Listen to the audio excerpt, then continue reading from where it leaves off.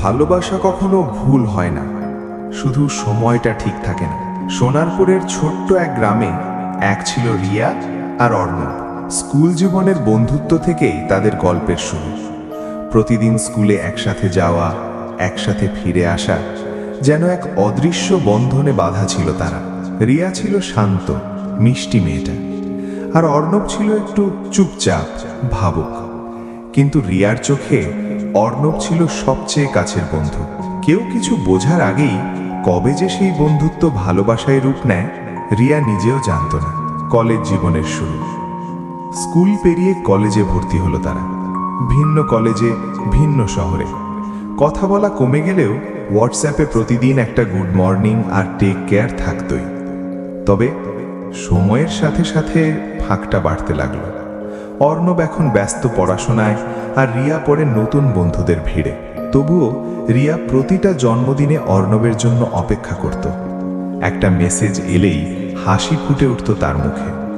কিন্তু বছর ঘুরে গেলেও অর্ণব ধীরে ধীরে হারিয়ে যেতে লাগলো রিয়ার জীবন থেকে।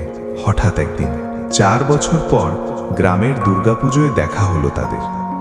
অনেকদিন পর চোখে চোখ পড়ল। রিয়ার চোখে জল আর অর্ণবের চোখে অপরাধ বোধ। তুই ঠিক আছিস? রিয়া জিজ্ঞাসা করল। হ্যাঁ, তুই?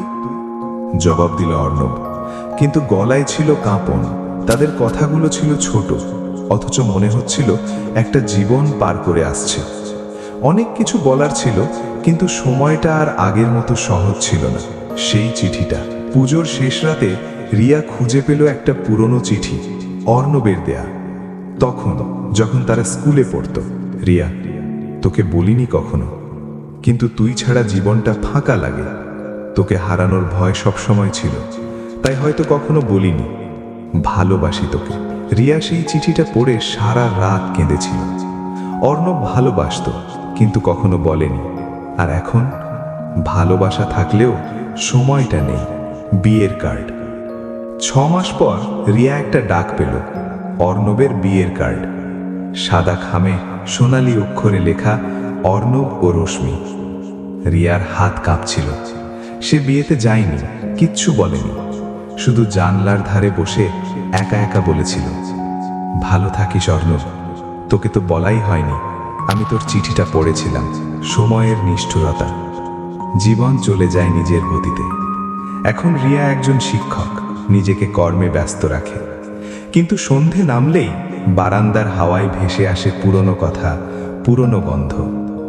অর্ণব, সে এখন অন্য শহরে, অন্য জীবনে। হয়তো মাঝরাতে জেগে উঠে একবার ভাবেও যে রিয়া কেমন আছে, কিন্তু তাও আর কিছু বলা হয় না। শেষ কথাগুলো। এই বাংলা স্যাড লাভ স্টোরি শুধু রিয়া আর অর্ণবের নয়। এই গল্প প্রতিটা মেয়ের, প্রতিটা ছেলের, যারা ভালোবেসেও বলতে পারেনি, সময় থাকতে হাতটা ধরতে পারেনি।